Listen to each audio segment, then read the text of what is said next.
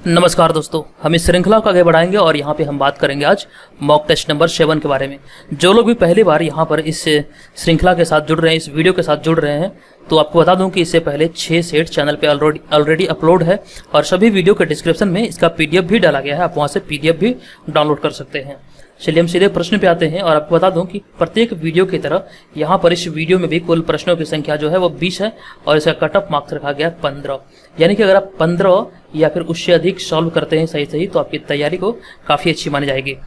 तो चलिए हम सीधे प्रश्न पे आते हैं और एक बार आपको बता दूं कि यहाँ पर जितने भी प्रश्नों को आप सॉल्व करेंगे और सभी को काउंट जरूर कीजिएगा और कमेंट बॉक्स में जरूर बताइएगा आपने यहाँ पे 20 में से कितने प्रश्नों को सही से हल किया है। इससे ये होगा कि आपको आपकी तैयारी का अंदाजा लगेगा और मैं भी जान पाऊंगा कि आपने 20 में से कितने प्रश्नों को सही से हल किया। तो चलिए पहला प्रश्न है, विश्व बैंक ने हाल ही में गंगा पुनरुद्धार कार्यक्रम के लिए कितने करोड़ डॉलर की सहायता राशि मंजूर की है। ये हमारा आज का पहला प्रश्न है कि विश्व बैंक ने हाल ही में गंगा पुनरुद्धार कार्यक्रम के लिए कितने करोड़ डॉलर की सहायता राशि मंजूर की है। तो इस प्रश्न का जो आंसर हो जाएगा हमारा ऑप्शन नंबर ए यहाँ पे राइट आंसर होगा। 40 करोड़ डॉलर रुपये मंजूर किया गया है। तो इस प्रश्न का जो हमारा आंसर होगा ऑप्शन नंबर ए यहाँ पर राइट आंसर हो जाएगा। तो इस बात का ध्यान रखिएगा, 40 करोड़ डॉलर रुपया गंगा के पुनरुद्धार कार्यक्रम के लिए सहायता के तौर पर विश्व बैंक के द्वारा मंजूर किया गया है। तो सही आंसर होगा ऑप्शन नंबर ए यानी कि 40 करोड़ डॉलर। और उसके बाद हम देखेंगे दूसरा प्रश्न।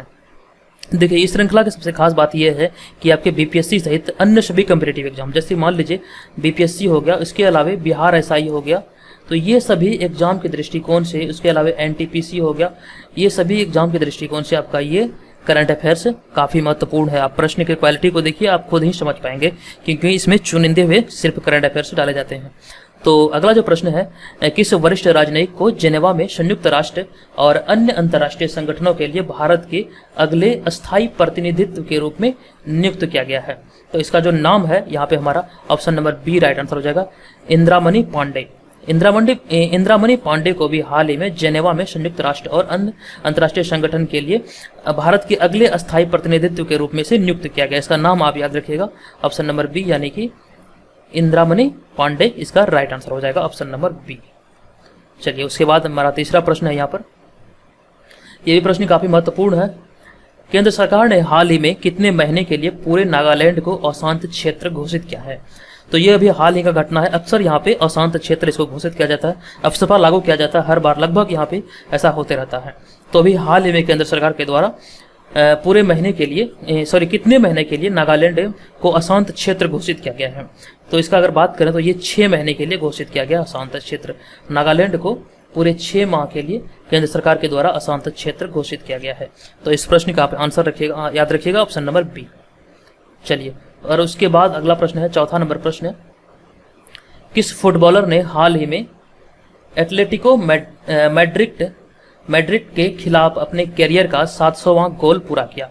प्रश्न है हाल ही में किस फुटबॉलर ने हाल ही में एटलेटिको मैड्रिड के खिलाफ अपने कैरियर का 700वां गोल पूरा किया।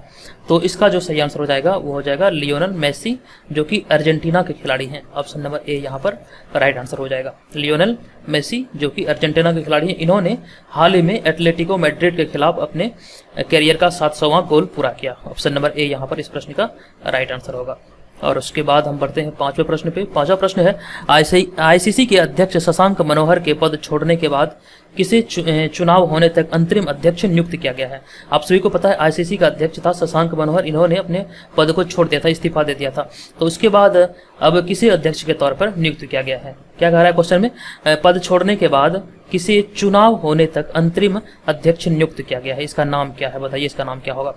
तो पांचवें प्रश्न का जो यहाँ पे आंसर हो जाएगा, आईसीसी के जो नए अध्यक्ष बनाए गए अंतरिम अध्यक्ष की अगर यहाँ पे मैं बात करूँ, इसका आंसर हो जाएगा इमरान ख्वाजा।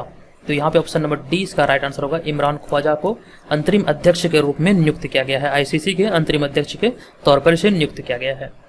देखिए ये सभी प्रश्न आपके लिए महत्वपूर्ण है, पीडीएफ जरूर डाउनलोड कीजिए। अगर पीडीएफ डाउनलोड करने में किसी प्रकार की कोई दिक्कत आती है तो आप हमारे टेलीग्राम ग्रुप को जरूर ज्वाइन कीजिए। टेलीग्राम ग्रुप को ज्वाइन कीजिए। टेलीग्राम ग्रुप का लिंक इस वीडियो के डिस्क्रिप्शन में डाला गया है, आप वहां पर जाकर इस पर लिंक पे क्लिक करके हमारे टेलीग्राम ग्रुप को ज्वाइन कर सकते हैं। अगर किसी को यहाँ पे टेलीग्राम ग्रुप में जुड़ने में किसी भी प्रकार की दिक्कत आती है, लिंक काम नहीं करता, बाय द वे किसी का नहीं करता है, तो सीधे आप टेलीग्राम को अपडेट कीजिए और उसके बाद टेलीग्राम पर सर्च कीजिए बीपीएससी मेकर। ठीक है। टेलीग्राम पे सर्च करने के बाद बीपीएससी मेकर सर्च कीजिए, उसके बाद जो पहला आएगा, पहला जो ग्रुप आएगा वहाँ पे आप इसे ज्वाइन कर लीजिए और वहाँ पे तमाम पीडीएफ का आप फायदा जरूर उठाइए। चलिए उसके बाद हमारा जो अगला प्रश्न होगा, 6वां नंबर प्रश्न, अमेरिकी कंपनी इंटेल कैपिटल ने हाल ही में भारत के रिलायंस इंडस्ट्रीज समूह के दूरसंचार एवं डिजिटल प्लेटफॉर्म्स सेवा कंपनी जियो प्लेटफॉर्म्स में कितने प्रतिशत हिस्सेदारी खरीदने की घोषणा की है। जो अमेरिकी कंपनी इंटेल कैपिटल है, इन्होंने अभी हाल ही में कितने प्रतिशत हिस्सेदारी खरीदने की घोषणा की है जियो प्लेटफॉर्म्स में। तो यहाँ पे 6ठे नंबर का जो प्रश्न का आंसर होगा वो हो जाएगा 0.39%। तो आंसर जो हमारा होगा वो हो जाएगा हमारा ऑप्शन नंबर ए, यानी कि 0.39%। ऑप्शन नंबर ए यहाँ पर इस प्रश्न का राइट आंसर होगा, इस बात का आप ध्यान रखिएगा। और उसके बाद हम बढ़ते हैं 7वें नंबर प्रश्न पे। 7वां नंबर प्रश्न की अगर हम बात करें तो 7वां नंबर प्रश्न भी काफी महत्वपूर्ण है। हाल ही में किस बैंक ने, यहाँ पे बैंक का नाम पूछा जा रहा है, हाल ही में किस बैंक ने देश भर के किसानों के लिए ई किसान धन ऐप लॉन्च किया है। ई किसान धन, ये ऐप का जो नाम है ई किसान धन ऐप लॉन्च किया है, इसका ध्यान रखिएगा। तो ये किस बैंक के द्वारा ऐसा किया गया है। तो इसका जो आंसर हो जाएगा 7वें नंबर प्रश्न का वो हो जाएगा HDFC बैंक। HDFC बैंक के द्वारा भी हाल ही में देश भर के किसानों के लिए ई किसान धन ऐप लॉन्च किया गया है। राइट आंसर होगा ऑप्शन नंबर ए, यानी कि HDFC बैंक। चलिए उसके बाद हम आगे बढ़ेंगे और देखेंगे 8वां नंबर प्रश्न। तो 8वां नंबर प्रश्न हमारा है, सड़क परिवहन और राजमार्ग मंत्रालय ने कितने लाख करोड़ रुपए की बीमा कैप के साथ सड़क दुर्घटना पीड़ितों के लिए कैशलेस योजना शुरू करने की तैयारी की है। देखिए प्रश्न है, सड़क परिवहन और राजमार्ग मंत्रालय ने कितने लाख करोड़ रुपए की बीमा कैप के साथ सड़क दुर्घटना पीड़ितों के लिए कैशलेस योजना शुरू करने की तैयारी की है। तो इस प्रश्न का जो हमारा आंसर होगा वो हो जाएगा 2.5 लाख रुपये। ऑप्शन नंबर बी यहाँ पे राइट आंसर होगा, 2.5 लाख रुपये। तो ऑप्शन नंबर बी यहाँ पे इस प्रश्न का राइट आंसर होगा। और उसके बाद हम बढ़ेंगे नेक्स्ट प्रश्न पे। हमारा नेक्स्ट प्रश्न होगा 9वां नंबर प्रश्न। ये भी काफी महत्वपूर्ण प्रश्न है। इंडिगो के अनुसार 2020 के अंत तक वो डॉक्टरों और नर्सों को हवाई किराए पर कितने प्रतिशत की छूट देगी। इस बात का ध्यान रखिएगा, ये महत्वपूर्ण प्रश्न है, हो सकता है आने वाले समय में आपसे एग्जाम में पूछा जाए। जो इंडिगो है, एयर इंडिगो, उन्होंने 2020 के अंत तक डॉक्टरों और नर्सों को हवाई किराए पर कितने प्रतिशत छूट देने की मतलब घोषणा किया या फिर छूट देगी। तो इस प्रश्न का जो हमारा आंसर होगा वो हो जाएगा ऑप्शन नंबर डी, यानी कि 25% छूट देने की बात कही गई है। ऑप्शन नंबर डी यहाँ पे राइट आंसर होगा, 25% छूट देने की बात कही गई है एयर इंडिगो के द्वारा। और इसके बाद हम बात करते हैं 10वें नंबर प्रश्न की। 10वां नंबर प्रश्न है, पत्रिका द लेसेंट, इस पत्रिका का नाम याद रखिएगा, द लेसेंट। पत्रिका द लेसेंट की एक रिपोर्ट के मुताबिक सदी के अंत तक भारत की आबादी घटकर कितनी हो जाएगी। पत्रिका एक है लेसेंट पत्रिका, उसके रिपोर्ट के मुताबिक आपको बताना है कि भारत की आबादी इस सदी के अंत तक घटकर कितनी हो जाएगी। तो यहाँ पर 10वें नंबर प्रश्न का जो हमारा आंसर होगा वो हो जाएगा ऑप्शन नंबर बी, 1.09 अरब। तो ऑप्शन नंबर बी यहाँ पे राइट आंसर हो जाएगा, 1.09 अरब हो जाएगी। ये कहा जा रहा है द लेसेंट पत्रिका के अनुसार, इस बात का ध्यान रखिएगा। चलिए उसके बाद हम आगे बढ़ेंगे, 11 नंबर प्रश्न देखेंगे। 11 नंबर प्रश्न है, हाल ही में अफगानिस्तान में भारत के अगले राजदूत किसे नियुक्त किया गया है। भारत का जो अगला राजदूत है अफगानिस्तान में, उसे हाल ही में किसे नियुक्त किया गया है। तो इस प्रश्न का जो हमारा आंसर होगा वो हो जाएगा ऑप्शन नंबर ए, यानी कि रुद्रेंद्र टंडन, यानी कि ऑप्शन नंबर ए यहाँ पर राइट आंसर होगा। नाम थोड़ा सा अटपटा है, रुद्रेंद्र टंडन इसका नाम है, आप याद रखिएगा, रुद्रेंद्र टंडन। इसे हाल ही में अफगानिस्तान में भारत के अगले राजदूत के तौर पर नियुक्त किया गया है। ऑप्शन नंबर ए यहाँ पर इस प्रश्न का राइट आंसर होगा। और उसके बाद हम बात करेंगे 12 नंबर प्रश्न का। ये भी प्रश्न महत्वपूर्ण है। चुनाव आयुक्त अशोक लवासा को हाल ही में किस बैंक का उपाध्यक्ष नियुक्त किया गया है। चुनाव आयुक्त के द्वारा अशोक लवासा को हाल ही में किस बैंक का उपाध्यक्ष नियुक्त किया गया है। तो इस बैंक का नाम की अगर बात करें तो इस बैंक का नाम है एशियाई विकास बैंक। ऑप्शन नंबर बी यहाँ पर राइट आंसर होगा। एशियाई विकास बैंक का अभी हाल ही में इसे उपाध्यक्ष नियुक्त किया गया है।